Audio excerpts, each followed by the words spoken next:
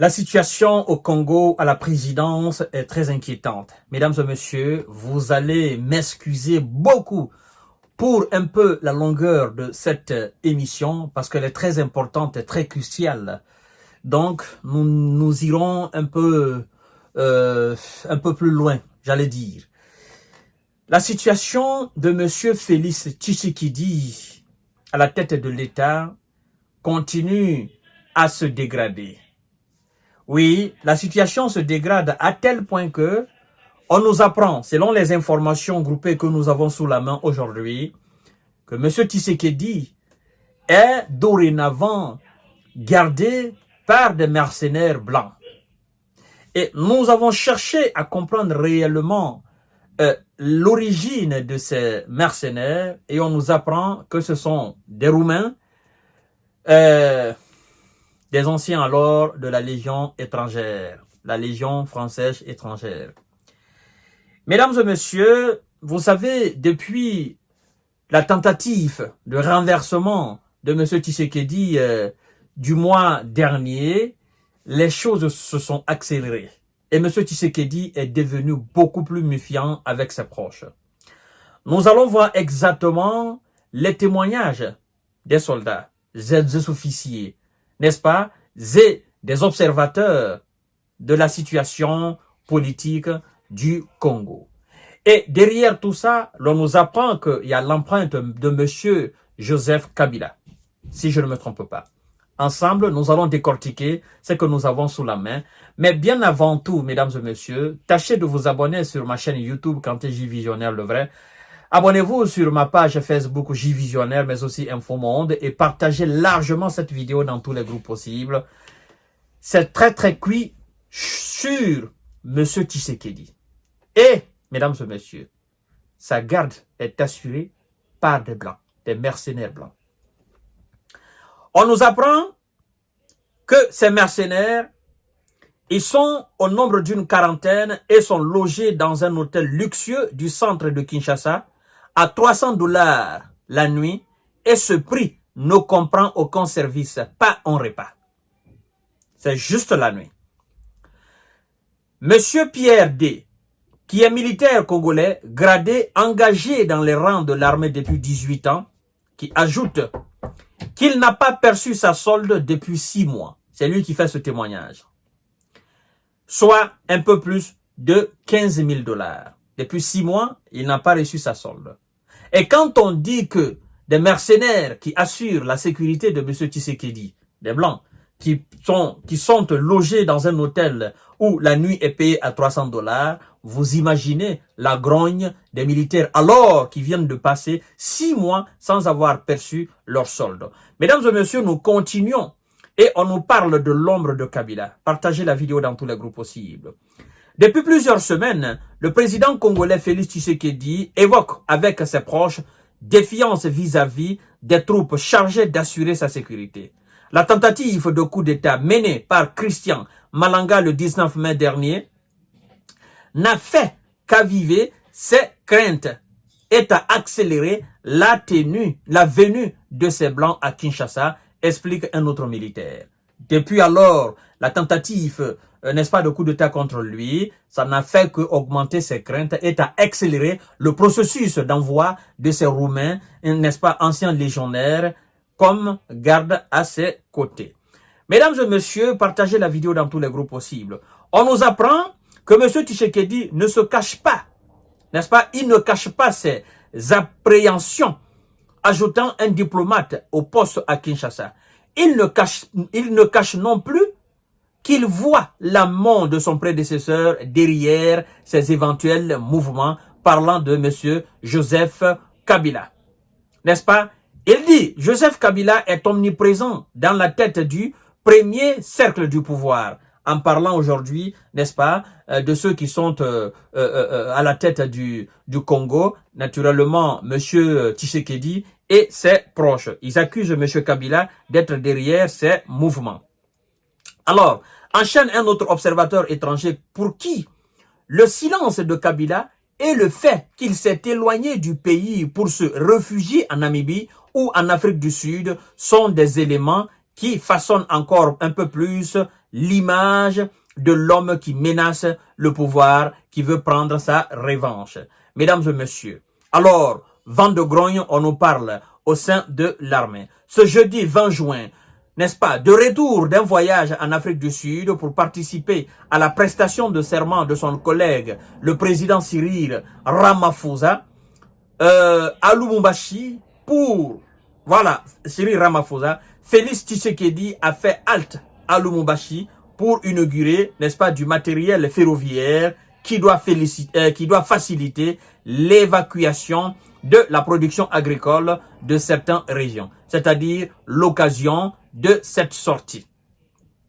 Il était du retour, n'est-ce pas? Vous savez, la fois dernière, j'ai fait une émission où je vous ai dit que M. Cyril Ramaphosa avait remporté les élections et qu'il était à nouveau réélu. Et je vous ai même parlé, n'est-ce pas, de son poids dans le BRICS. Enfin, nous ne sommes pas là. De son retour alors, parce qu'il a été invité pour assister à la prestation de serment de ce président sud-africain. De son retour, il est passé à Lubumbashi. Et on nous dit que c'est la première fois qu'il passe à Lubumbashi, naturellement pour l'inauguration, je crois bien du matériel, n'est-ce pas, de la voie ferrée qui va faciliter l'évacuation des produits agricoles. Alors, de la production agricole de cette région. C'est à l'occasion de cette sortie publique, la première dans cette province depuis sa réélection, parlant de Félix Tshisekedi, que des nouveaux gardes du corps du président ont été remarqués. Une vingtaine d'hommes blancs en tenue militaire, bien armés. Ce sont des Roumains qui parlent français, d'anciens de la Légion étrangère française, basée jusqu'ici dans le nord Kivu. Ils sont officiellement chargés de surveiller certaines installations sensibles comme l'aéroport de Goma, mais ils ont aussi participé à certaines contre-offensives, n'est-ce pas, de l'armée congolaise contre le mouvement M23. Au moins 2 de ces Roumains sont morts dans ces combats, poursuivis en agent congolais. Alors, c'est quand il a effectué ce halt, n'est-ce pas, pour participer, pour inaugurer, n'est-ce pas, la présence de ces matériels, que on a constaté clairement que M. Félix Tshisekedi n'avait plus ses gardes habituels, c'est-à-dire des militaires congolais, de la garde présidentielle congolaise, et qu'il avait automatiquement changé. Il avait dorénavant des Roumains qui parlent français et qui sont anciens de la Légion étrangère française, naturellement une quarantaine qui assure sa sécurité aujourd'hui. Et ces gars sont payés à prix d'or. Ils dorment bien, ils mangent bien. On nous explique, mesdames et messieurs. Et ça provoque de la colère des militaires congolais.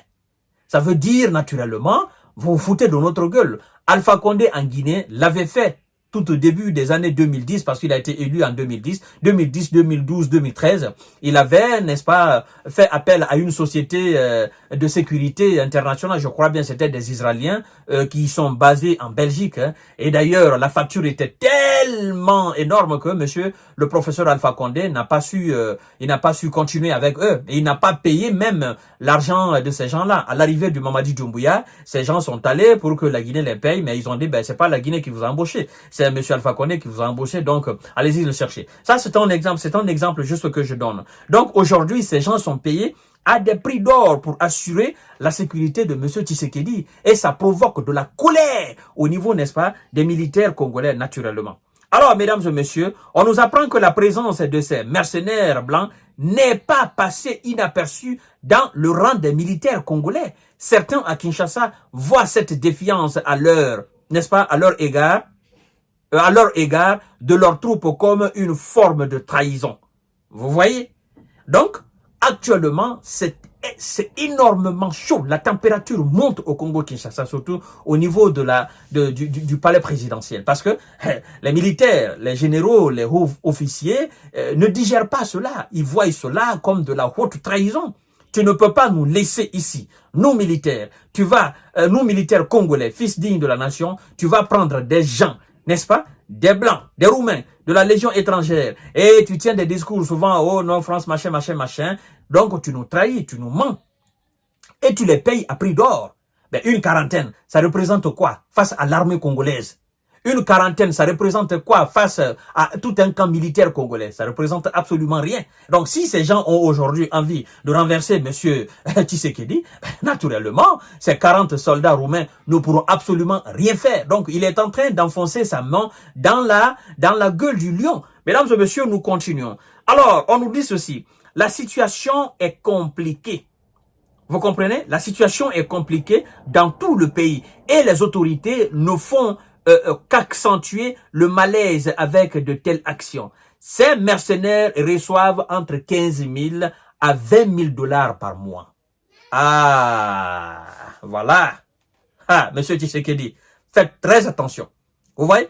On dit ces mercenaires roumains reçoivent entre 15 000 à 20 000 dollars par mois. Comparativement, n'est-ce pas, au salaire des militaires congolais. C'est ce qu'on va vous dire ici maintenant. Mesdames et messieurs, partagez la vidéo dans tous les groupes aussi, c'est très important. Ces mercenaires reçoivent entre 15 000 et 20 000 dollars par mois. Ils sont logés dans les hôtels de luxe, mangent tous les jours et même plusieurs fois par jour quand les militaires congolais ont une solde de 150 dollars qui n'a plus été versée depuis plusieurs mois, explique un sergent établi en bordure de Kinshasa. Vous voyez? C'est comme ça, souvent, les chefs d'État africains, ils se créent des problèmes inutiles. Tu ne peux pas prendre des mercenaires pour assurer ta sécurité, laissant ton armée, l'armée nationale, l'armée républicaine. Il faut créer un climat de confiance. C'est ça, au fait. Il faut créer un climat de confiance pour éviter la déstabilisation, pour éviter la chute. Si ça ne va pas, appelle les officiers, appelle les généraux, appelle ceux qui sont censés calmer la danse. Appelle-les, il faut t'entretenir avec eux. Conjuguer le même verbe avec les militaires. Mais si vous laissez vos propres militaires, ça veut dire que ces gens qui vous gardent aujourd'hui, ben vous leur donnez plus d'importance que vos propres militaires.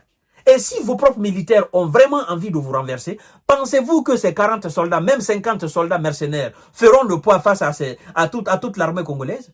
Eh bien, c'est faux. Vous vous trompez de long en large. Vous vous trompez de long en large, M. Tshisekedi. Vous voyez? Donc, c'est un mauvais calcul politique. Je vous ai donné tout à l'heure l'exemple d'Alpha Condé. À un moment donné, Alpha Condé, ben, quand il a compris que ça ne pouvait pas continuer, il a laissé ces gens-là. Toute la Guinée. Les Guinéens, à Conakry, tout le monde voyait ces Israéliens derrière Alpha Condé. Mais à un moment donné, il a stoppé. Il a compris que lui-même, il se mettait les doigts dans les yeux. Et par fini, il a composé avec des soldats guinéens. Naturellement, mesdames et messieurs. Voilà. Alors, on continue. En bordure de Kinshasa, on nous dit alors, la grogne est palpable dans les rangs de l'armée. Explique un proche du pouvoir congolais qui évoque un proche de Félix Tshisekedi qui affirme même que la grogne est palpable dans les rangs de l'armée. Vous comprenez? Évoque plusieurs généraux restés proches de Kabila. Ah, je reviens sur cette partie-là. On nous dit, la grogne est palpable dans les rangs de l'armée. Explique un proche du pouvoir congolais qui évoque plusieurs généraux restés proches de Kabila et insiste sur un général qui dispose de ses propres troupes à Kinshasa même. Bon, on n'a pas donné le nom de ce général, n'est-ce pas, qui dispose jusqu'à présent ses propres troupes et ces généraux qui sont encore restés fidèles à M. Joseph Kabila. Donc la situation est très très compliquée. M. Tshisekedi actuellement, il est dans une situation où lui-même il se demande comment il va gérer cela. Mais quand c'est comme ça, il faut être franc, il faut être clair avec tes militaires.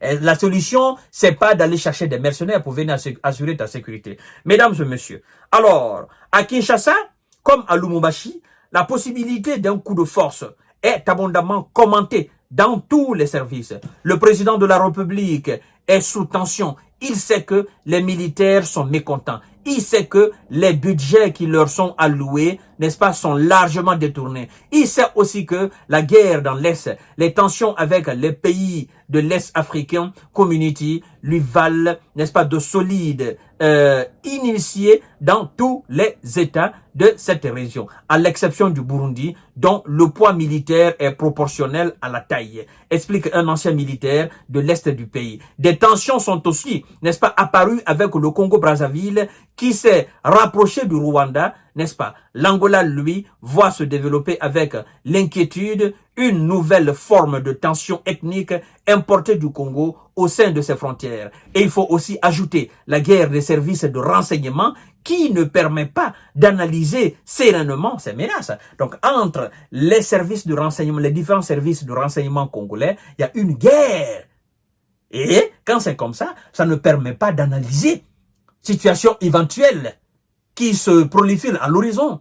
Vous qui êtes censé donner les bonnes informations, vous qui êtes censé filtrer les informations, vous qui êtes censé travailler en connivence avec les gars de la présidence, s'il y a une querelle intestinale entre vous, comment vous allez faire alors? Comment vous allez prévenir? Ben naturellement, ça laisse la porte ouverte à tout ce qui peut s'aimer du désordre afin de prendre le pouvoir. Voilà, chères dames, chers messieurs, chères demoiselles, la situation explique un membre de l'ANR qui conclut, n'est-ce pas, mercenaire ou pas, cette colère va déboucher sur une explosion de violence. La seule question est celle du timing et de l'endroit où va partir ce mouvement.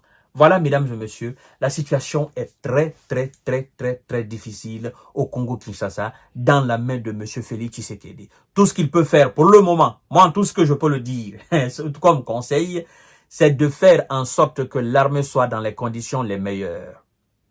Ah, il ne faut pas marginaliser l'armée. Il ne faut pas se foutre de la gueule de son armée. Et il ne faut pas se détourner de son armée. Il ne faut pas donner son dos à son armée. Il faut faire face à son armée. Et il faut vraiment faire face à son armée, comprendre les inquiétudes et les problèmes de l'armée, chercher à résoudre, être franc avec son armée. Mais si vous êtes dans une figure pareille où vous êtes gardé par des mercenaires, pensez-vous réellement que ça peut régler la situation? Moi, je dis non. Mesdames et messieurs, excusez-moi pour la longueur de cette émission, mais il fallait quand même que je vous passe ces informations de long en large. Partagez la vidéo dans tous les groupes possibles et à tout à l'heure pour notre série d'informations de décortiquage. Merci beaucoup.